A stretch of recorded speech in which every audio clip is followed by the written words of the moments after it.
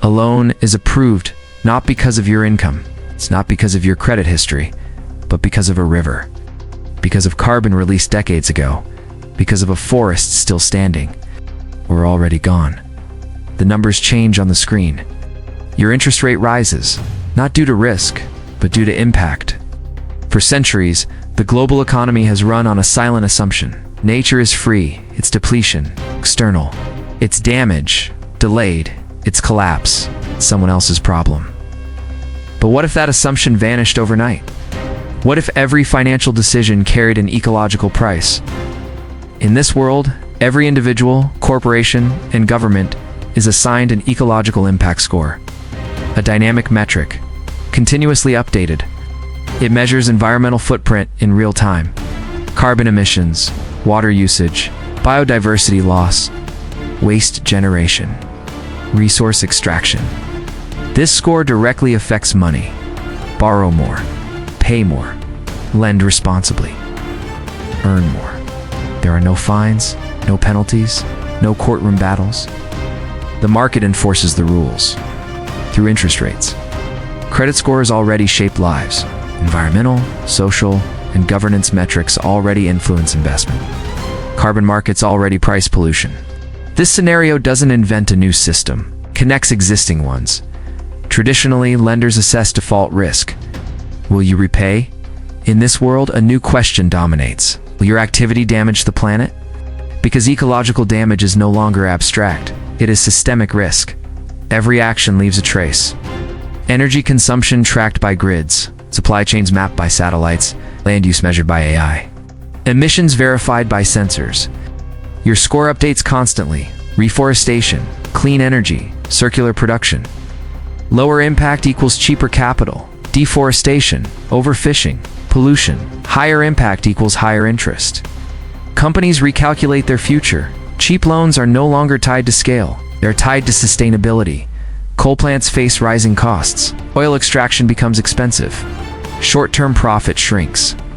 Factories once resisted worker protections. Seatbelts once increased car prices. It both became standard. This follows the same arc. Renewables become financially irresistible, not because of subsidies, but because capital flows toward lower ecological risk. Banks want predictable futures. Climate chaos is unpredictable. Sustainability becomes the safer bet. Local farms improve soil health. Rates drop. Polluting operations struggle to refinance. This divide isn't about wealth, it's about behavior. Home mortgages factor energy efficiency. Car loans favor electric models. Personal spending patterns influence borrowing costs.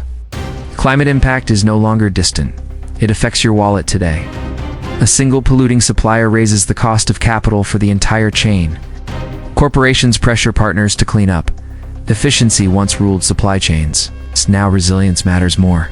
Countries rich in natural resources, but poor in capital, face higher rates, unless they protect ecosystems. Rainforests are no longer obstacles. They are financial assets. Wetlands reduce flood risk. Forests stabilize climate. Oceans regulate temperature. Preservation lowers national borrowing costs, but applied to everyone. Who measures impact? Who defines sustainability? Control over metrics becomes geopolitical leverage. Companies attempt to manipulate scores. False reporting. Selective disclosures. Satellite verification. Open ledgers. Dependent audits. Banks hire ecologists. Risk models include climate scientists. Nature enters the boardroom. Short-term exploitation raises borrowing costs. So long-term stewardship becomes profitable. Moral shifts often follow financial incentives. This is no different. Demand shifts toward low-impact goods. Companies adapt or fail. Governments debate score thresholds. Lobbying intensifies. Environmental policy becomes fiscal policy. Industries built on extraction resist. Workers fear job losses. Transitions are uneven. Green bonds, climate-adjusted lending, support for affected communities. Returns stabilize. Growth slows, but becomes durable. Messy at first, inevitable in hindsight. Environmental disasters spike rates. Rebuilding sustainably lowers them. The feedback loop closes. The economy is no longer separate from nature. It is nested within it. What if ecological impact scores directly influenced borrowing and lending rates? Pollution would cost more than prevention. Preservation would generate returns. Nature would finally sit at the negotiating table, not as a victim, but as a stakeholder. If nature can influence interest rates,